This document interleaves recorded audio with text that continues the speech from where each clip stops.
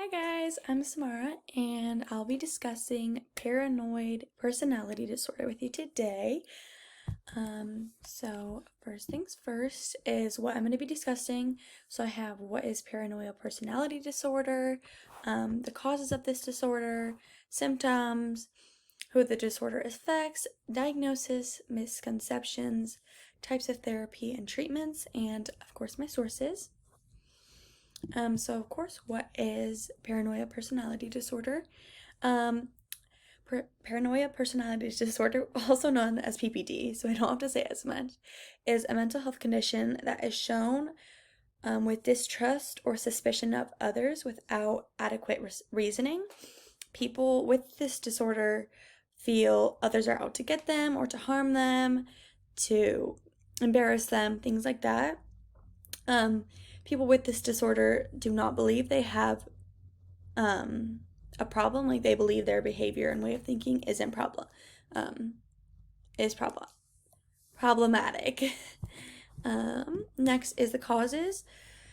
Scientists believe the cause of PPD is two main factors: biological and environmental factors. So the real causes are still unknown for the most part, but it shows that families with psychotic disorders already, like schizophrenic or delusional disorders, are more likely to have PPD, so this suggests genes may be involved. However, exact causes have still not been studied. Some symptoms. So, symptoms can show as early as late teen years or early adult years. So, some issues I listed were commitment issues, stubborn and argumentative. They have detachment issues, not loyal or understanding loyalty. They don't feel like they can get that themselves. And trouble relaxing. Some I find on that little picture I put on there is difficult relationships, which I feel like is because of the loyalty part, mood swings, um, impulsive and risky behavior. Obviously, of course, paranoia. That is the main symptom. Self-injury, substance abuse, the one above me, suicidal behavior. They neglect hygiene as well because they just don't take care of themselves as much. I feel like as people with mental disorders feel, especially because they feel like they're being attacked constantly, they don't have time and energy to put into themselves. So I'm going to show you a little video about what it's like to live with this disorder. It's just a minute clip from YouTube, so let me show you that, if that works. A chronic distrust of other people can be a sign of paranoid personality disorder. The condition can lead to trouble forming and maintaining relationships.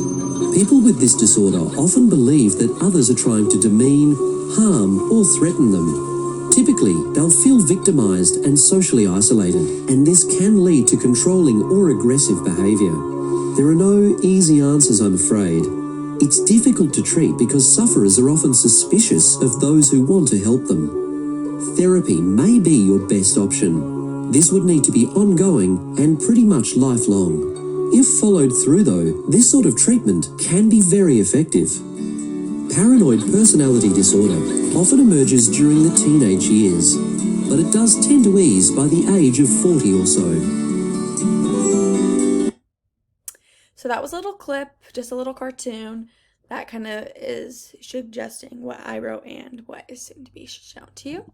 So, diagnosis: a person will not likely be diagnosed with PPD until they're 18 years or older, just because of just scientists and scientists. Doctors don't really want to diagnose a child with this disorder because there's not known causes really, because the test performed for a person to get diagnosed is looking for the symptoms, which can be very misleading as a child, but they try to look for at least 4 signs of the symptoms I just described. Oops, where is that? The symptoms. They look for at least 4 of those symptoms, and they try to rule out any other reasons for paranoia that may be linked to different disorders like bipolar or any other reason for paranoia. So who does the disorder affect? The disorder has been shown to affect people who have other mental disorders in the family, and it seems to affect people that were born male rather than people born female. And then this is just a little quote here, a little percentage actually, that it affects, it's very rare actually.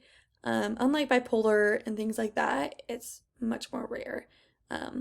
0.5% to 4.5% of the general US population has this disorder, so very, very low. But it's also shown to affect people in lower income households and people that don't have stable lives and trauma. Misconceptions. Common misconceptions are people with PPD have hallucinations, like other disorders such as schizophrenia, which is false. They do not. They're not like playing tricks on themselves. In a sense, they are, but they're not seeing things. They're just kind of imagining.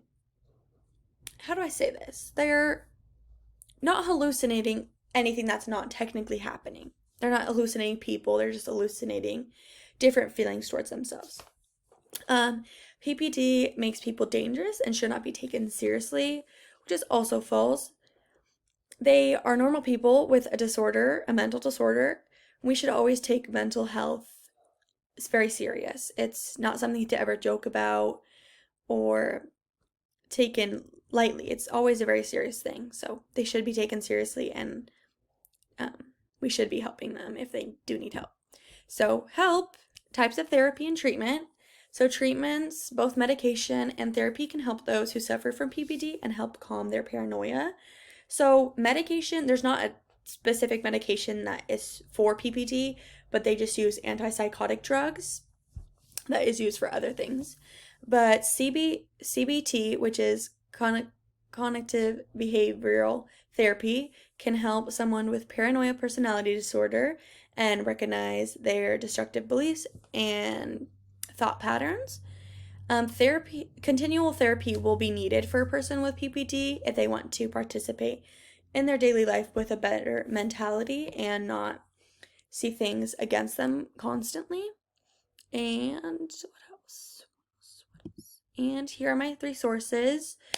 I did know a little bit about this, but it was very, very interesting to learn more about PPD and who it affects and how it affects, because I haven't heard so much about this because it is very rare. So knowing a little bit more about this disorder was eye-opening, because I haven't had anyone in my family that has this disorder, but I have family with like bipolar and other things like that. But yeah, thank you guys. Bye.